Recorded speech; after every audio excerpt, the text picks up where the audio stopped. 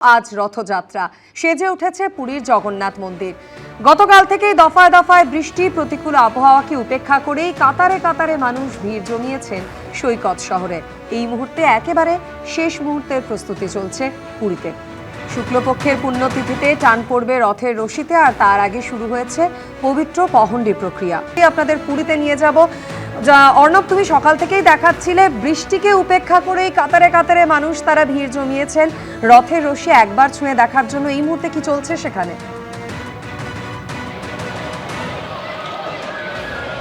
দেখো, এই মুহূর্তে পহণ্ডি শুরু হচ্ছে এবং আমরা দেখতে পাচ্ছি যে পহণ্ডির যে কাজ সেই কাজ চলছে। প্রথমে আমরা দেখতে পাচ্ছি বানটি গুরু যারা রয়েছেন, অর্থাৎ লোহার সদৃশ্য দেখতে যে বলগুলো নিয়ে খেলা দেখানো হয় সেই বানটি গুরু তাদেরকে বলা হয়, তারা খেলা দেখাচ্ছেন।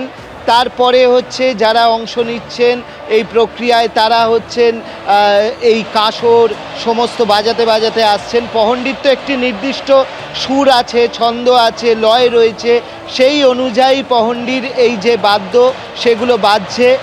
ওড়িশি যে সমস্ত নৃত্যশিল্পীরা রয়েছেন তারা অনেকেই পহণ্ডিতে অংশ নিয়েছেন এবং প্রথমে আমরা দেখতে পাচ্ছি যে সুদর্শনের পহণ্ডি হবে এবং তারপরে একে একে বাকি বিগ্রহের যে পহণ্ডি সেই পহণ্ডি হবে। পহণ্ডিটা কি, তার কারণ তুমি বাঁদিকে দেখো যে এইটাই হচ্ছে পুরীর মন্দির, যে পুরীর মন্দিরকে ফুল দিয়ে খুব সুন্দর করে সাজিয়ে তোলা হয়েছে এবং সেই পুরীর মন্দির থেকে পহণ্ডির মাধ্যমে অর্থাৎ শোভাযাত্রার মাধ্যমে আস্তে আস্তে প্রথমে সুদর্শন, তারপর তিনটি বিগ্রহকে রথে তোলা হবে। কিন্তু প্রবল বৃষ্টি হচ্ছে এই মুহূর্তে। তোমাকে দেখাবো, আমাদের চিত্রগ্রাহক প্রতিনিধি ভগবান শাহকে দেখাতে বলবো যে এই মুহূর্তে প্রবল বৃষ্টি হচ্ছে এবং সেই প্রবল বৃষ্টির মাধ্যমেই মাঝখান দিয়েই কিন্তু পহণ্ডি হচ্ছে। গতকাল আমাদের যেরকম রাজা গজপতি দিব্যসিংহদেব জানাচ্ছিলেন যে এই সময়টাকে জগন্নাথ দেব বোধহয় এই কারণেই বেছে নেন, তার কারণ কোনো বছর এই সময় গরমে এত তাপ থাকে, রোদের এত তাপ থাকে যে মানুষের রীতিমতো কষ্ট হয়। আর এবারে প্রবল বৃষ্টি, বোধহয় প্রভু ভক্তের পরীক্ষা নিতে চান এবং সেই কারণেই এই সময়কে বেছে নেওয়া, এমনটা গজপতি মহারাজ তিনি বলছেন। তার পাশাপাশি তার আরও বক্তব্য যে এর আগের কথা যদি ভেবে দেখা যায় যে সময় মাটির রাস্তা ছিল সেই সময় এই রথগুলো যখন এই বৃষ্টির মধ্যে যেত তাহলে সেগুলো কিভাবে যেত সেগুলো কল্পনা করতে হয়। সেই জায়গায় আজকের পরিস্থিতি অনেক ভালো, তার কারণ বড়াদাণ্ড বা এই যে গ্র্যান্ড রোড অর্থাৎ যার ওপর দিয়ে রথ যায় সেটা কিন্তু পুরো একদম পিচ করা রয়েছে, একদম শক্তপোক্ত রাস্তা, ফলে হচ্ছে এই বৃষ্টিতে রথের টানেতে কোনো অসুবিধে হয় না। এবং এখানে দেখতে পাচ্ছি যে এই যে বৃষ্টি পড়ছে, তুমি বুঝতে পারছো সমুদ্রের ধারের যে রাস্তা রয়েছে, সমুদ্রের ধারের রাস্তা কিন্তু আমরা দেখেছি রাস্তা প্রায় নদীর সমান হয়ে গিয়েছে।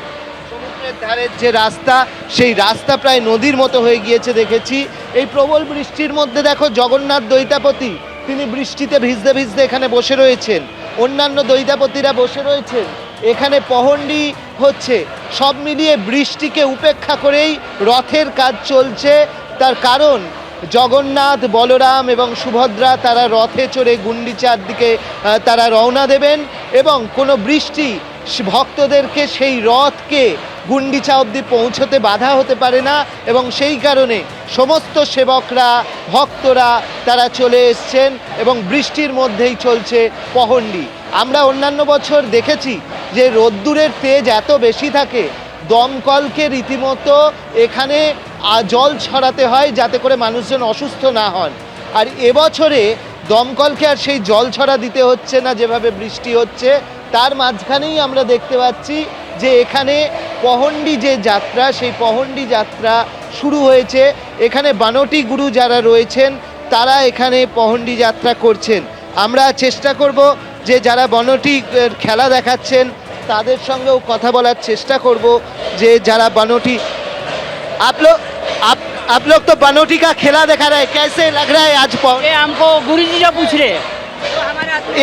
ये क्या है बनोटी? ये जगन्नाथ का बनाटी है। तो क्या हो रहा है इधर पहंडी? जगन्नाथ का जो सुदर्शन चक्र है ना वही होता है।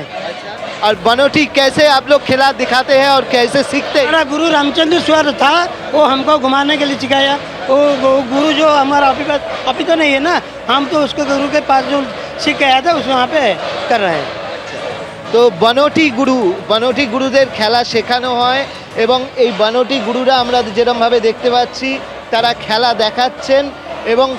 দেখাচ্ছেন তারপরে হচ্ছে ওড়িশি নৃত্যশিল্পীরা তারা এই আওয়াজ যে রয়েছে, এই যে বাদ্যযন্ত্রের পহণ্ডির যে আওয়াজ, নির্দিষ্ট তালে তালে দুলে দুলে যে আওয়াজ, তার সঙ্গে সঙ্গে তারা নৃত্য পরিবেশন করছেন এবং একে একে আমরা দেখতে পাচ্ছি বিভিন্নজন বিভিন্ন রকম সেজে এসছেন।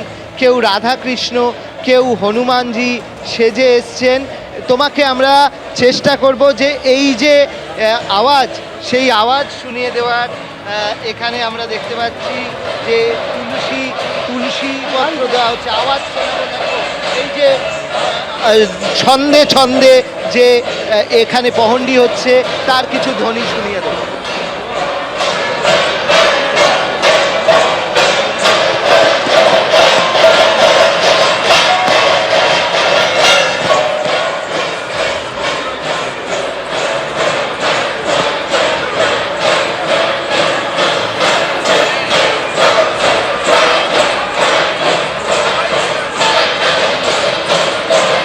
দেখতেই পাচ্ছ যে কি সুন্দর ছন্দে ছন্দে বেজে উঠছে এই সমস্ত যে বাদ্যযন্ত্র যেগুলো হাতে নিয়েছেন।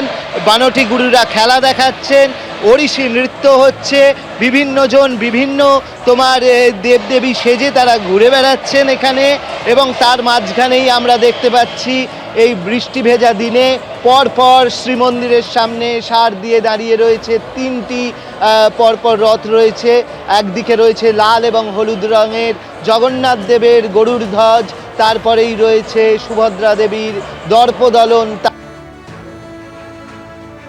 মিলিয়ে কিন্তু বৃষ্টিকে উপেক্ষা করেই রথযাত্রায় মেতে উঠেছে পুরী।